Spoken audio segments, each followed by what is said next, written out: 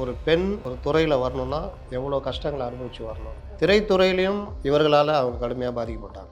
அரசியல்லையும் defame பண்ணுறது, மேல் டாமினேஷனு, character assassination எல்லாமே அனுபவிச்சாங்க. அதில் திமுகவுடைய தெரியும்ல, திமுகவுடைய அந்த இதெல்லாம் கூட இருந்தால் அறிவாளி, வெளியில் போனால் முட்டாள். எம்ஜிஆர் கூட இருக்கிற வரைக்கும் தலைவர். எம்ஜிஆர் காட்சி வெளியில் தோர்த்தணுன்னா, எம்ஜிஆர் கட்சி ஆரம்பிச்சோன்னா ஒரு மலையாளி. திராவிடத்துக்குள்ளே மலையாளி வராதுன்னு தெரியல போல். இப்போ கூட துரைமுருகன் பேசினார்ல லேட்டஸ்ட்டாக, புதுசாக உருட்டுறாங்கல்ல, எம்ஜிஆருக்கு அறிவே இல்லாத மாதிரியும், கலைஞர்கிட்ட போய் கெஞ்சின மாதிரியும், அவர் எனக்கு தேவையில்லை, எனக்கு நீ நான் தருது அப்படின்னு சொன்ன மாதிரியும், இதுதான் இவருடைய வேலை. அப்போ ஜெயலலிதாவுக்கும் அது நடந்தது. இது எல்லாமே பார்க்கும்பொழுது அவங்களுக்கு செம்ம கடுப்பு. 91 to 96 இவங்க பண்ணதுக்கு ஆட்சி மாறின உடனே தூக்கி 28 நாள் உள்ளே வச்சார். சென்ட்ரல் ஜெயிலு அது புழல் கிடையாது, பழைய சென்ட்ரல் ஜெயிலு. அது பார்த்தீங்கன்னா வாழ்க்கையிலே அன்றைக்கி தான் அவங்க பெருசாலியை பார்த்தாங்களாம் ஜெயலலிதா.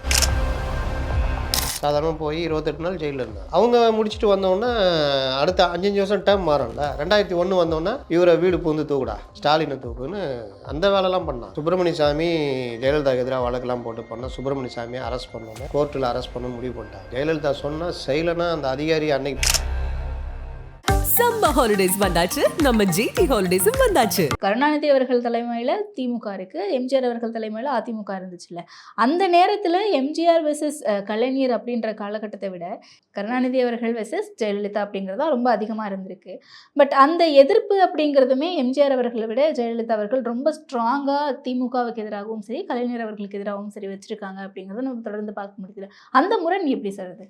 இது ஒரு நல்ல வெறுமனே திமுக வர்சஸ் அதிமுக அப்படிங்கிறது மட்டும்தான் அதுக்கு காரணமா, இல்லை ஏதாவது இருக்கா? இல்லை இல்லை, நீங்கள் நான் சொன்னேன்ல, ஒரு பெண் ஒரு துறையில் வரணும்னா எவ்வளோ கஷ்டங்களை அனுபவிச்சு வரணும்னு. திரைத்துறையிலையும் இவர்களால் அவங்க கடுமையாக பாதிக்கப்பட்டாங்க.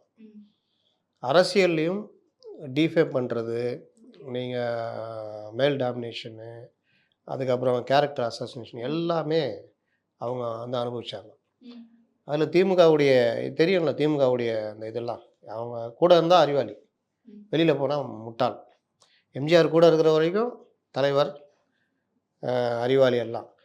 எம்ஜிஆர் காட்சி வெளியில் தோர்த்தணுன்னா, எம்ஜிஆர் கட்சி ஆரம்பிச்சோன்னா ஒரு மலையாளி. திராவிடத்துக்குள்ளே மலையாளி வராதுன்னு தெரியல போல். மலையாளி, முட்டாள், ஒன்றும் தெரியாதவர், கோமாளி. இப்போ கூட துரைமுருகன் பேசினார்ல லேட்டஸ்ட்டாக, எம்ஜிஆர் ஏடிஎம்கே டிஎம்கே இணைப்புக்கு பேச்சுவார்த்தை பிஜு பட்நாயக் பேச வரும்போது, இப்போ இருக்கார நவீன் பட்நாயக், அவங்க அப்பா பிஜு பட்நாயக், அவர் தான் ஏடிஎம்கே ஒன்றாக்கலான்னு அவர் ரொம்ப முயற்சி எடுத்தார். ஏன் எடுத்தார்னா, காங்கிரஸ் அப்போ பெரிய கட்சியாக இருந்தது, காங்கிரஸ் வளரக்கூடாது, உங்களுக்குள்ளே சண்டை போட்டு ஏன் காங்கிரஸை வளர விட்றீங்க அப்படின்னு. அந்த பேச்சுவார்த்தை நடக்கும் பொழுது எம்ஜிஆர் ஒத்துக்குவார், கலைஞரும் ஒத்துக்குவார். எம்ஜிஆர் முதல்வராகவே இருக்கட்டும், நான் பொதுச் செயலாளராக இருக்கிறேன், கட்சி டிஎம்கே கொடி தான் இருக்கணும், உதயசூரியன் சின்னம் தான் இருக்கணும்னப்போ அதில் மட்டும் கொஞ்சம் இதாகும், முரண் இருந்துச்சு. இதை துரைமுருகன் இப்போ என்ன சொல்கிறாருன்னா, எம்ஜிஆர் வந்தோன்னே கலைஞர்கிட்ட சொன்னாராம், என்னால் முடியல, தெரியாமல் நான் முதலமைச்சர் ஆகிட்டேன், ஃபைல்லாம் பார்க்க என்னால் முடியல, ஏதோ அவர் தான் அதுக்குன்னே பிறந்தவர் மாதிரியும், இவங்கெல்லாம் அதுக்கு லாய்க்கே இல்லாத மாதிரி, நீங்கள் முதலமைச்சராக இருங்க, நான் உடனே கலைஞர், யாரை பார்த்து சொல்கிற, என்ன போரஸ் மன்னன் நினச்சிக்கிட்டியா, இந்த அலெக்சாண்டர் ஜெயிச்ச உடனே தோற்று போன போரஸ் மன்னனுக்கு மறுபடியும் ஆட்சியை கொடுப்பாப்புல. இந்தியாவுக்குள்ளே அலெக்சாண்டர் வரும்பொழுது புருஷோத்தமன் ஒரு மன்னர் மட்டும் எதிர்ப்பான், ஆனால் வீரமாக எதிர்ப்பான். அந்த வீரம் அலெக்சாண்டர் பிடிச்சிடும். உன்னை எப்படி நடத்தணும்னு நீ எதிர்பார்க்குறேன்னு கேட்பாப்புல. என்னை ஒரு மன்னன் மாதிரி உனக்கு சமமாக நடத்தணும் அப்படின்னோன்னா, அது பிடிச்சி போய் உன் நாடை நீ ஓன்ட்டே கொடுக்குறேன், நீ என்னுடைய பிரதிநிதியாக இருந்து பார்த்துக்குவேன் அப்படின்ட்டு கொடுத்துட்டு போவாப்புல. அந்த மாதிரி நினச்சிட்டியா, என்ன தோக்கடிச்சிட்டு என் கையில் ஆட்சி கொடுக்குறியா அப்படின்னு கலைஞர் கேட்டாராம். என்ன மாதிரி கதை இது? அப்போ இருந்த பண்டூடி ராமச்சந்திரன் இப்போ உயிரோடு இருக்காரு. அது கலைஞ்சு போனது பல காரணங்கள் இருக்குது. எம்ஜிஆர் அப்புறம் ஒத்துக்கல, பண்டூடி ராமச்சந்திரன் சொல்லிட்டு நம்ம தனியாக ஃபார்ம் ஆகிட்டோம், மறுபடியும் போய் எதுக்குள்ளே போனோம், வேணாம் நம்மளாவே இருப்போம் அப்படின்ட்டோன்னா எம்ஜிஆரும் ஒத்துக்கல. அது அந்த பிளவாகவே ஆயிடுச்சு. ஆனால் இன்றைக்கி புதுசாக உருட்டுறாங்கல்ல, எம்ஜிஆருக்கு அறிவே இல்லாத மாதிரியும், கலைஞர்கிட்ட போய் கெஞ்சின மாதிரியும், அவர் எனக்கு தேவையில்லை, எனக்கு நீ நான் தருது அப்படின்னு சொன்ன மாதிரியும், இதுதான் இவருடைய வேலை. அப்போ ஜெயலலிதாவுக்கும் அது நடந்தது. இது எல்லாமே பார்க்கும்பொழுது அவங்களுக்கு செம்ம கடுப்பு. எம்ஜிஆர் கலைஞர் நட்புன்றது வேறு. இப்போ கூட ஒரு இதில் துரைமுருகன் சொல்லியிருப்பார், துரைமுருகனை படிக்க வச்சதுலேருந்து ஆளாக்குனது வரைக்கும் எம்ஜிஆர் தான். அதுக்கப்புறம் அவர் திமுகலே இருந்தார். எம்ஜிஆர் ஏடிஎம்கே வந்தோன்னே இவர் வரல, கூப்பிட்டார் வரல. அந்த இடி மின்னல் மலைன்னு 3 பேர் இருப்பாங்க, துரைமுருகன், ரகுமான் கான், கா சுப்பு, 3 பேர் தான் எம்ஜிஆரை சட்டசபையில் பெருசாக பண்ணுவாங்க. அப்போ துரைமுருகன் இப்போ லேட்டஸ்ட்டாக பேசியிருக்காரு, எம்ஜிஆர் சட்டையை பிடிப்பார், வா பாய் நீங்கள் வெளியே இருங்க அப்படின்ட்டு மேலே அவர் ரூமுக்கு கூப்பிட்டு போயிட்டு, அப்பா இறந்தது கூட என்கிட்ட சொல்ல மாட்டியா நீ அப்படி இப்படின்னு பேசுவார். நீ என்ன பண்ணுற, என் சீட்டு பக்கத்தில் உட்காரு, நான் வந்து நீ என்ன அமைச்சுன்னு அறிவிக்கணும்னா அதெல்லாம் முடியாது. அப்படிப்பட்ட எம்ஜிஆர். எம்ஜிஆர் வந்து எல்லாரு கூடயும் ஒரு நட்பாக இருப்பார். கலைஞரை ஒருத்தர் காரில் போகும்போது கலைஞரை பேர் சொல்லி எதை திட்டினான்ட்டு காரை நிறுத்தி இறக்கி விட்ருவாங்க. இந்த அமாவாசை படத்தில் நடக்கும் தெரியுமா? அமாவாசையா இன்னொரு படம், மலேசியா வாசவனும் சத்யராஜும் சண்டை போட்டுன்னு இருப்பாங்க. கூட இருக்கிறவன் மலேசியா வாசவனை திட்டுவான் பேர் சொல்லி. உடனே சத்யராஜ் அவனை நான் திட்டுவேன்டா, நீ நான் திட்டுறது அப்படின்னு. அந்த மாதிரி கலைஞரை திட்டினவொன்னே வண்டியை நிறுத்தி இறங்கு, அவர் வந்து தலைவர் நண்பர், நீ என்ன அந்த மாதிரி பேசுகிறேன்னு இறங்குது. அந்த மாதிரி அனுமதிக்க மாட்டார் எம்ஜிஆர். So, அரசியல் முரண் அப்படிங்கிறது வேற, பட் பர்சனல் பாண்டிங் பர்சனல் இது இருந்தது, ஃப்ரெண்ட்ஷிப் இருந்தது. ஒருத்தருக்கு ஒருத்தர் இது பண்ணுறது, முக்காமுத்தோட கோச்சிட்டு போன மாதிரியும் வந்திருக்காப்புல அப்படின்னோன்னா, நீங்கள் தான் பெரியப்பா, நீங்களே புத்தி சொல்லி அனுப்புங்கன்னு கலைஞர் சொன்ன மாதிரி சொல்லுவாங்க. அதே மாதிரி தான் சிவாஜி கணேசனுடையும். சினிமாவில் சண்டை இருந்தாலும் நேரில் அண்ணன் தம்பிகளா எம்ஜிஆர் இறந்தப்போ சிவாஜி கணேசன் அழுததெல்லாம் பார்த்தீங்கன்னா மிரண்டுருவீங்க. அப்படி அழுதார். ஏன்னா அந்த மாதிரி பாண்டு சின்ன வயசுலேருந்து ஒரே தாய். இவங்க அம்மா வீட்டில் போய் இவங்க அம்மா கையில் அவங்க சாப்பிட்ருக்காங்க, அவங்க அம்மா கையில் அந்த மாதிரி கலைஞர், சிவாஜி கணேசன், எம்ஜிஆர் 3 பேர் அம்மாவும் ஒவ்வொருத்தருக்கும் தான் பிள்ளையாக பார்த்து இது பண்ணியிருக்காங்க. அது அந்த மாதிரி வளர்ந்த இது. ஜெயலலிதா அப்படி கிடையாதுல்ல. அதனால் ஜெயலலிதா வந்தோடனே அந்த வார்டனால அடிதான் அப்படின்ற மாதிரி, எதிர்ப்புனால திமுகனா எதிர்ப்பு தான், அது மாறுதல் கிடையாதுனால தான், அந்த இதுலேயே இது பண்ணனால தான் அது வந்து பெரிய லெவலில் ஏடிஎம் எம்ஜிஆர் கிடைக்காத வெற்றியெல்லாம் ஜெயலலிதா பண்ணாங்க. ஓகே. ஆனால் பொதுவான ஒரு வாதம் இருந்துச்சுல்ல சார், அவர் ஒரு இப்போ ரீசெண்ட் டேஸில் கூட அந்த ஒரு லேட் 2000s மேலே கூட, பிறகு கூட 2010 அதுக்கு பிறகு கூட அவருக்கு ரொம்ப வயசாயிடுச்சு கலைஞர் அவர்களுக்கு. அவர் உட்கார்ந்த இடத்துலயே ஆயிட்டாரு வீல் சேரில் அப்படின்னும் போது, அவங்க மேலே வைக்கக்கூடிய விமர்சனங்களாக இருக்கட்டும், இது எல்லாமே ரொம்ப கடுமையாக இருக்குது. அவருடைய வயசுக்காவது கொஞ்சம் மரியாதை கொடுத்து நடந்திருக்கணும், இவங்க பண்ணுறதும் சரியில்லை ஜெயலலிதா அவர்கள் அப்படின்னு. இந்த விமர்சனங்கள் ரொம்ப பொதுவான பார்வையில் லேமேன் நிறைய வைக்க ஆரம்பிச்சாங்கல்ல. ஜெயலலிதா என்றைக்குமே உருவ கேலியோ இல்லை ஒரு வீல் சேரில் இருந்தான்றதை பற்றியோ அந்த மாதிரியோ என்னையுமே பண்ணது கிடையாது. தீய சக்தின்னு சொல்லியிருப்பாங்க. அது ஒரு மாதிரியான இது, அது பொதுவான ஒரு இது. ஆனால் திரு கருணாநிதி அப்படி தான் சொல்லுவாங்க, திரு ஸ்டாலின் அதை தாண்டி எப்போவுமே பேசுனது கிடையாது. அந்த விமர்சனம் தனி. இப்போ கலைஞர்னா தீய சக்தி, ஒழிக்கப்பட வேண்டியவர் அப்படின்ற மாதிரி, அது அரசியல் ரீதியாக. ஆனால் அந்த வீல் சேரில் உட்காந்தாரு, அது அந்த மாதிரிலாம் என்னைக்குமே இல்லை. அதன் பிறகு அவர் முடியாமல் உட்கார்ந்துருக்கும் போது கூட அவர் வயசுக்கு கூட மரியாதை கொடுக்காம இந்தம்மா இப்படி பண்ணுறாங்களே அப்படிங்கிறது ரொம்ப லேமன் தரப்புல இருந்து ஏமா இப்படி அந்த மாதிரி ஜெயலலிதா நடந்ததே கிடையாது. ஓகே. அரசியல் ரீதியாக என்னென்ன பண்ணணுமோ பண்ணாங்க, என்னென்ன பண்ணாங்க, இவரும் பண்ணார். 91 to 96 இவங்க பண்ணதுக்கு ஆட்சி மாறின உடனே தூக்கி 28 நாள் உள்ளே வச்சார். சென்ட்ரல் ஜெயிலு அது புழல் கிடையாது, பழைய சென்ட்ரல் ஜெயிலு. அது பார்த்தீங்கன்னா வாழ்க்கையிலே அன்றைக்கி தான் அவங்க பெருசாலியை பார்த்தாங்களாம் ஜெயலலிதா, அந்த ரூம்குள்ளே வந்துச்சுன்னுவாங்க அந்த மாதிரி. ஆனால் அவங்களும் வந்துட்டு ஆர்ப்பாட்டம் எதுவும் பண்ணல, அரெஸ்ட் பண்ண கொஞ்சம் ஒரு 10 நிமிஷம் இருக்கீங்களா வந்துடுறேன்ட்டு போய் ரெடி ஆகிட்டு வந்து ஜீப்பில் ஏறி போவாங்க. சாதாரணமாக போய் 28 நாள் ஜெயிலில் இருந்தாங்க. அவங்க முடிச்சுட்டு வந்தோடனே அடுத்த 5 வருஷம் டேர்ம் மாறும்ல, 2001 வந்தோடனே இவரை வீடு பூந்து தூக்குடா, ஸ்டாலினை தூக்குன்னு அந்த வேலைலாம் பண்ணாங்க. அது அவங்க 2 பேருக்குள்ள அந்த ஒரு போட்டியாக அதுவுமே கான்ட்ரவர்சி ஆச்சுல சார். இந்த வயசுல வர போய் அரெஸ்ட் பண்றாங்க இவங்க, காழ்ப்புணர்ச்சி மட்டும் அது ஜெயலலிதா பொறுத்த வரைக்கும் நம்ம சொன்னால் செய்யணும், அவ்வளோதான். என்ன பண்ணல பண்ணணும் அப்படின்றது தான். சுப்பிரமணிய சாமி ஜெயலலிதாவுக்கு எதிராக வழக்கெல்லாம் போட்டு பண்ண சுப்பிரமணிய சாமியை அரெஸ்ட் பண்ணோன்னு கோர்ட்டில் அரெஸ்ட் பண்ணணும்னு முடிவு பண்ணிட்டாங்க. ஜெயலலிதா சொன்னால் செய்யலைன்னா அந்த அதிகாரி அன்னைக்கு பதவியில் இருக்க மாட்டார், சுத்து போட்டாங்க. சுப்பிரமணிய சாமிக்கு தெரிஞ்சிச்சு அரெஸ்ட் ஆனால் என்ன ஆகும்னு தெரியும். அவர் டக்குன்னு ஜட்ஜிட்ட பேசி இது பண்ணி ஜட்ஜி கார்லேயே கிளம்பி மும்பையோ கொல்கட்டாவோ போகிற மாதிரி தகவல் இது பண்ணிட்டு போயிட்டாங்க. இவங்க அங்கேயும் போய் இவங்க எங்கேயும் மிஸ் பண்ணானோன்னா அங்கேயும் வெயிட் பண்ணிக்கிறாங்க. இவர் மிஸ்ஸாவே பார்த்தவர், இவர் சுப்பிரமணிய சாமி இந்திரா காந்தியை பார்த்தவர். மும்பைன்னு சொல்லிட்டு கொல்கட்டாவில் போய் இறங்கி தப்பிச்சு போயிட்டார். அந்த மாதிரி இப்போ இருக்கிற கராத்தே தியாகராஜன் அவர் கூட ஒரு கட்டத்தில் பெரிய பிரச்சனை, தப்பிச்சு ஓடி டெல்லி போய் சிதம்பரத்துக்கிட்ட போய் அடைக்கலமாகி அப்படி தான் அவரெல்லாம் தப்பிச்சார். அதனால் அது ஒரு பெரிய அக்ரெசிவாக இருக்கும் போலீஸ். இது எல்லாமே நீங்கள் ஒவ்வொரு விஷயத்துலையுமே இந்த தேர்தல் ஆணையர் எவ்வளோ பெரிய பொறுப்பு, அதுலேயும் சேஷன் ஒரு ஐகான். இப்போ முதலமைச்சர்னால் எப்படி ஒரு காமராஜர், ஒரு கலைஞர், ஒரு ஜெயலலிதான்னு சொல்கிறோமோ, நம்ம தேர்தல் ஆணையத்துக்கு ஒரு இதை கொண்டு வந்த ஒரு சேஷன். இது இவ்வளோ பவர் இருக்கா, இது நினச்சா அப்படி பண்ண முடியுமா அப்படின்னு காமிச்ச ஒரு சேஷன். அவருக்கே ஆட்டோ அமிச்சாங்க. பழைய சினிமாலாம் பார்த்தா தெரியும். இந்த தாஜ் கோரமண்டல் ஹோட்டலு நுங்கம்பாக்கம் அந்த தெருவில் இருக்கு, இந்த ரோட்டில் இருக்குது. ஆமா ஆமா. ஆட்டோவில் வந்து அட்டாக் பண்ணுறதெல்லாம் நடந்தது. அதனால் இந்த ஆட்டோ கலாச்சாரம், அந்த ரவுடிகள் கலாச்சாரம்லாம் வந்து அந்த 91, 96ல் பயங்கரமாக இருந்தது. நீங்கள் யார் எப்படி இருப்பாங்கன்னு தெரியாது. தாதாக்களுடைய இது. அதான் 96ல் வந்தோடனே என்கவுண்டர்லாம் நடந்தது. பெரிய பெரிய என்கவுண்டர்லாம் நடந்தது. அதே மாதிரி தனக்கு ரொம்ப இது பண்ணுறாங்க, ரொம்ப ஆடினா ரவுடிசம் பண்ணுறாங்கன்னா, அது எவ்வளோ பெரிய ஆளாக இருந்தாலும் தூக்குற இதுவும் இருந்தது. வீரமணி, ரவுடி வீரமணி என்கவுண்டர் இதெல்லாம். அதனால் அவங்க சட்டத்தின் ஆட்சின்றதுல ஜெயலலிதா ரொம்ப உறுதியாக இருப்பாங்க. 96 வரைக்கும் தான் அவங்களுக்கு இந்த பிரச்சனைலாம் இருந்தது. அந்த அடி வாங்கினோன்னே டக்குன்னு லிஃப்ட் ஆகிட்டாங்க. அந்த அந்த சோர்ந்து போகிற தலைவரும் கிடையாது. அந்த நெக்ஸ்ட் 5 இயர்ஸ்ல அதை கிராஸ் பண்ணிக்கிட்டாங்க ஈஸியா. 98லயே 96 அடி கட்சியை விட்டு பலர் ஓடி போயிட்டாங்க. இந்த கண்ணப்பன், ராஜகண்ணப்பன், அவர் பவர்ஃபுல் மினிஸ்டராக இருந்தார். இப்போ எப்படி செந்தில் பாலாஜி டிஎம்கேல இப்போ இருக்காரோ அது மாதிரி ரைட் ஹேண்ட் மாதிரி இருந்தார் ராஜகண்ணப்பன். தோத்த உடனே முதல் ஆள் அவர் தான் வெளியே ஓடுறாரு. இந்த மாதிரி பலர் ஓடினாங்க. அவ்வளோதான் ஜெயலலிதாட்டாங்க, உள்ள தூக்கி போட்டாங்க. ஏதோ முதல் வாட்டி ஃப்ளூக்ல ஜெயிச்சிருப்பாங்கன்னு நினைச்சிருப்பாங்கல்ல எல்லாரும். ஆமாம், அவ்வளோதான் முடிஞ்சிச்சு. அந்த 28 நாள் வைக்கும் போது தான் வீட்டுக்குள்ளே போயிட்டு இந்த நகையெல்லாம் காமிச்சது, இந்த மாதிரி விஷயங்கள். அப்போ தான் அந்த வந்த புதுசு எடுத்து போட்டு ஜெயலலிதாவை டீஃபேம் எந்த அளவுக்கு டீஃபேம் பண்ண முடியுமோ பண்ணாங்க. கல்யாணம், அந்த மலர்ப்பு மகன் திருமணம் பண்ணது, இது எல்லாமே நீங்கள் பார்த்தீங்கன்னா 95 வரும். 95 ஆமாம். அப்போ எல்லாமே உங்களுக்கு எதிராகவே இருந்தது. அப்போ இதோட முடிஞ்சிச்சு ஜெயலலிதா கதை. கூட இருக்கவங்க ஓடிட்டாங்க. 3-4 மாதம் நீங்கள் ஏடிஎம் காலை ஃபங்க்ஷனர்ஸ் யாருமே நீங்கள் பார்க்க முடியாது. 96லேருந்து அவ்வளோ பவர். ரஜினியை எதிர்த்துட்டார்.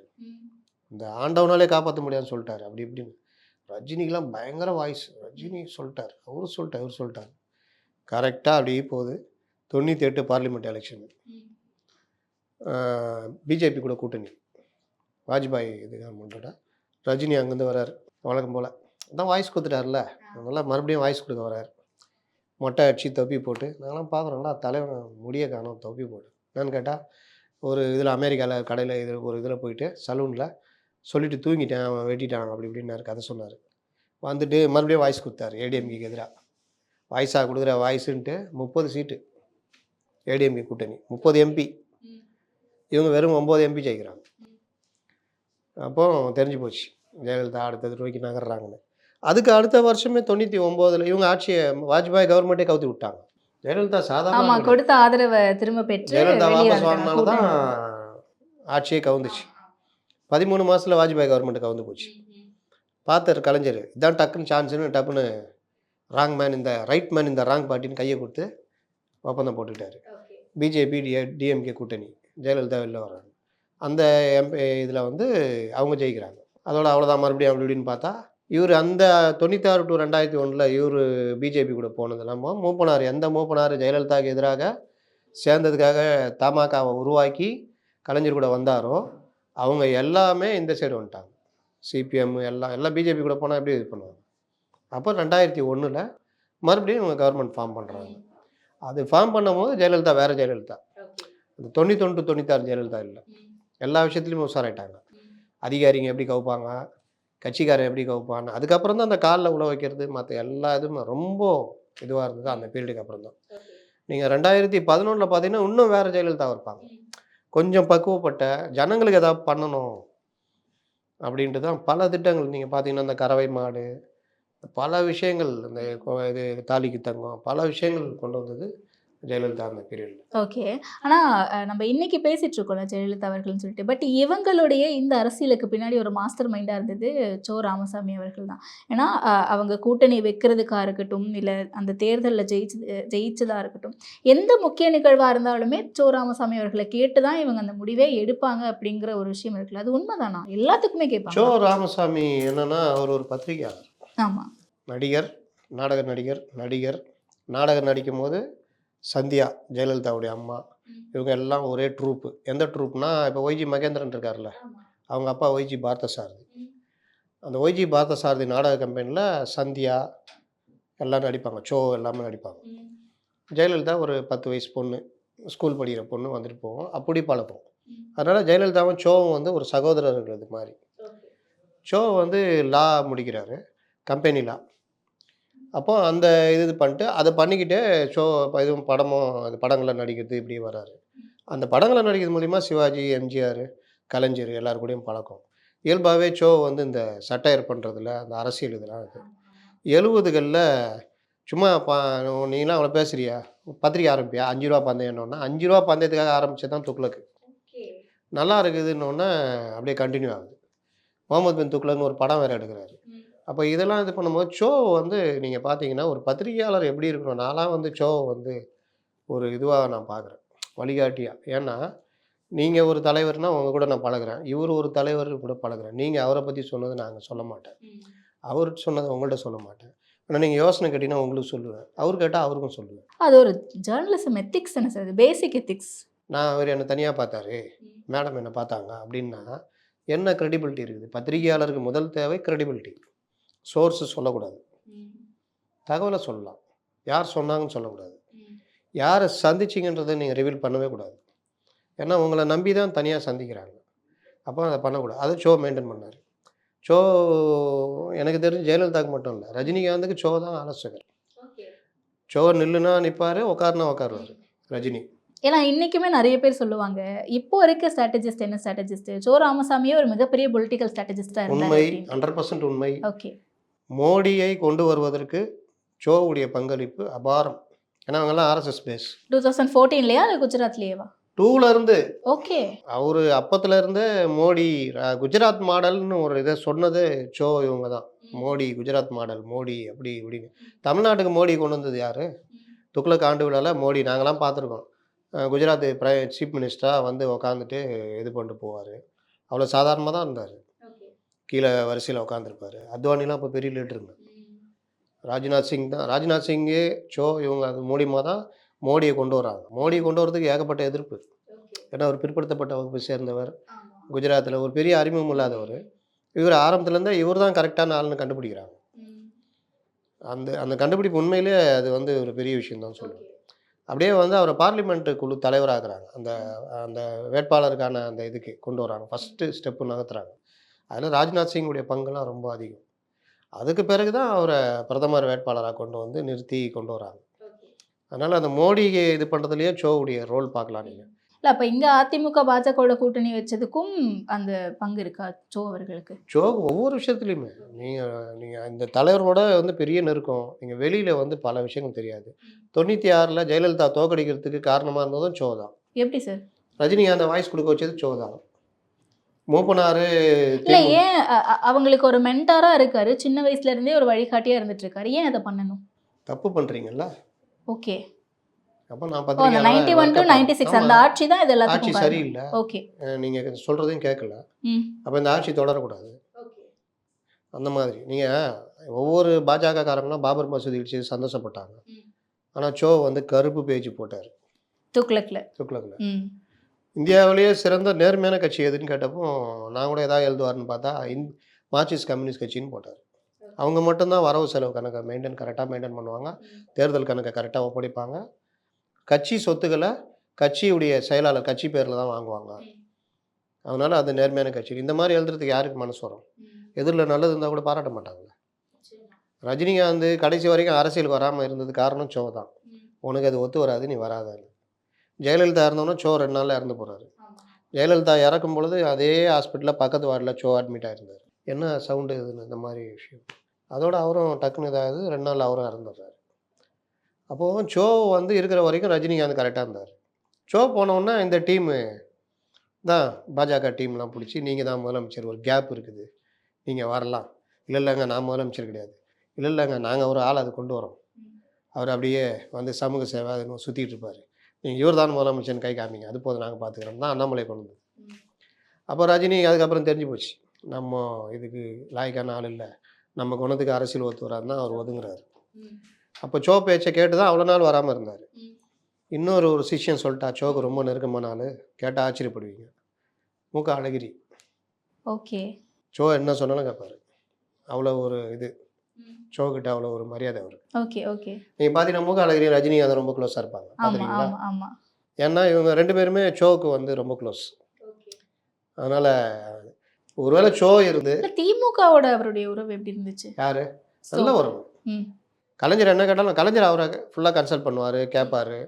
கேட்டதுக்கு உண்மையாக அவர் பதில் சொல்லுவார். நீ இப்படி பண்ணக்கூடாது, இப்படி பண்ணலாம், இதை பண்ணாதீங்க, அதை பண்ணுங்க. ஜெயலலிதா கேட்டால் ஜெயலலிதாவுக்கு சொல்லுவார். ஒரு பத்திரிகையாளர் வேலை அதுதான். இப்போ நீங்கள் ஆட்சியில் இருக்கீங்க, இந்த மாதிரி ஒரு திட்டம் கொண்டு வர போகிறேன், எல்லாம் நல்லா இருக்குன்ற அதிகாரிங்கன்னா, நான் என்ன பத்திரிகையாளர் என்கிட்ட கேட்குறீங்கன்னா, இல்லை மேடம் இது சிக்கல், உங்களுக்கு கெட்ட பேர் வரும், அதிகாரிங்க போயிடுவாங்க, நீங்கள் மாட்டிக்குவீங்க, தயவுசெய்து இது பண்ணாதீங்க. நீங்கள் கேட்டால் கேளுங்க, கேட்காட்டி போங்க. கேட்டதுக்கு சொன்னேன். சம்மர் ஹாலிடேஸ் வந்தாச்சு நம்ம ஜிடி ஹாலிடேஸும் வந்தாச்சு